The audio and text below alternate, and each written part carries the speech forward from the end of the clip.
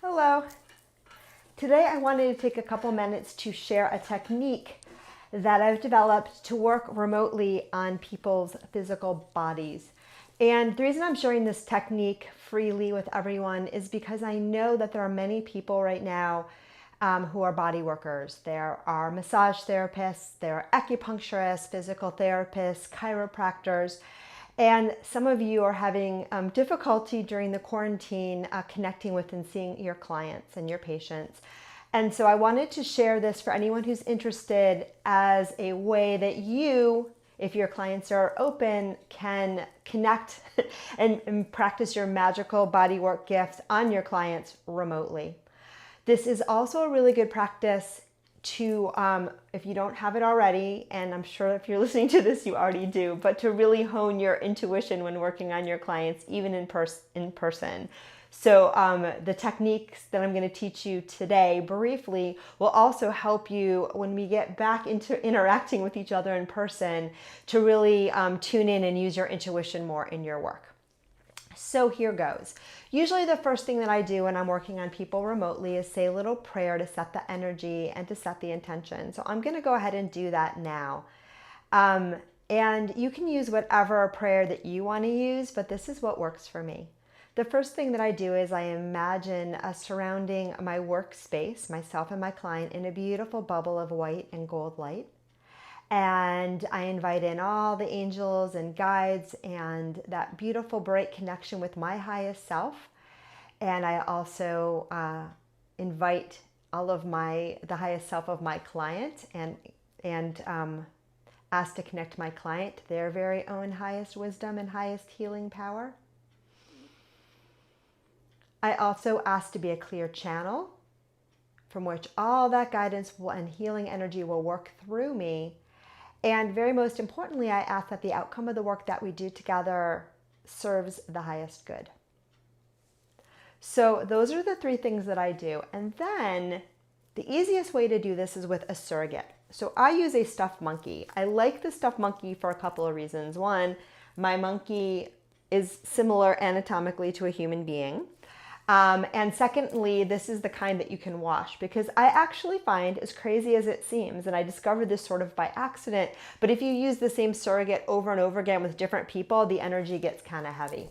So I like something washable. You can also set the intention to just clear it in between people and, or imagine sort of, blowing into it a few times and blowing the energy out. You can do a lot of things, but for me, I prefer to have something washable. It does not have to be a monkey. You can also, or a stuffed animal at all. So if you don't have access right now to a washable stuffed animal, don't worry. You can use a pillow. You can even use the air. And sometimes I just imagine working on the air, and that works really well too. The downside of that is my arms get tired, but it definitely works. And sometimes I actually prefer working that way. And then what you're going to do is you're just going to get really calm and center and still, which I always do when I'm doing my intuitive work. You're going to ask to get out of your own way, to get out of the way, and allow the energy and the guidance to work through you to connect with the healing that your client most needs right now. And then you can begin to let your hands go to work. Now, many of you body workers are already doing this, right? When you work on someone, you're working kind of intuitively where your hands feel drawn to certain places. So if that is your approach already, then you can just do the same thing on the surrogate.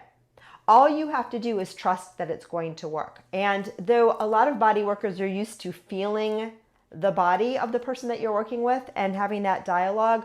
So here you have to start to feel the energy, and you have to really imagine, what if this monkey is a surrogate for your client? So right now my client has a very tight shoulder, and my hand is working very much on their tight shoulder.